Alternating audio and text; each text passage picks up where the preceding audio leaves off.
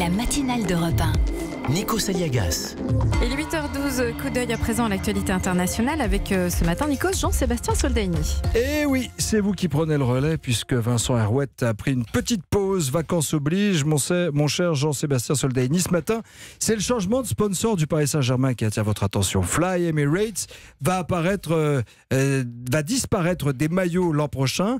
Et ça pourrait sembler anecdotique, mais ça ne l'est pas en fait. Non, la question qui peut se poser, c'est est-ce que le Qatar, propriétaire du club, a voulu évincer un rival? Alors il faut rappeler que la compagnie aérienne Fly Emirates appartient aux Émirats Arabes Unis, l'ennemi du Qatar, propriétaire du PSG, qui voit ce sponsor chaque jour sur le torse de ses propres joueurs depuis maintenant 13 ans. Ce contrat de 25 millions d'euros par an arrivait à échéance et la question peut donc se poser en regardant la façon dont ça s'est passé. Le PSG aurait fait une offre de Gascon aux Émiriens.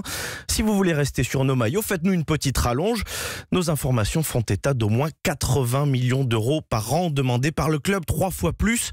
Une broutille difficile d'accepter pour Emirates, surtout en voyant que le Qatar lui-même, via Qatar Airways, n'a pas mis plus de 32 millions sur la table pour s'afficher sur les maillots du mythique Barça et sur la poitrine de Léo Messi. Abu Dhabi a dit non. Le PSG, évidemment, n'a pas insisté et s'est tourné vers le groupe Accor qui offrirait pourtant une prestation inférieure, 60 à 70 millions d'euros par an, chiffre que le club ne dément pas.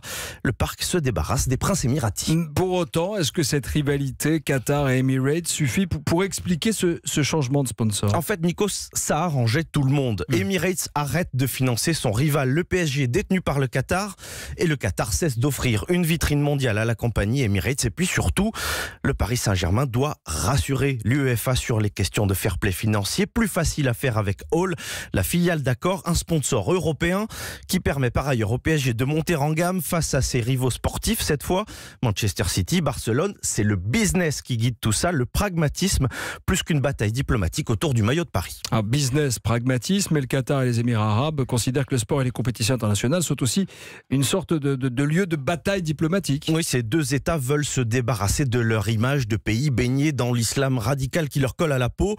En étant présents dans le sport, Coupe du monde de foot, hand, tennis, Formule 1, ils s'achètent une image à coups de pétrodollars. Entre les deux, c'est à qui détiendra le soft power le plus éclatant, la plus belle réputation possible pour séduire les élites occidentales, attirer des touristes fortunés. Et la bataille n'est pas près de s'arrêter. Ça fait plus de 20 ans qu'elle dure, depuis que l'émir Khalifa, grand-père de l'actuel dirigeant, a été renversé, depuis que celui qui fait figure de petit frère dans la région s'amuse à titiller ses voisins régionaux. Pas la même vision de l'islam politique, alignement sur l'Iran, pas sur l'Arabie Saoudite, des choix que cette petite péninsule du Qatar paie au prix fort. Plus d'1 an et demi que le pays fait face à un blocus de ses voisins qui, s'il le pouvait, ferait simple, il n'hésiterait pas à le rayer de la carte.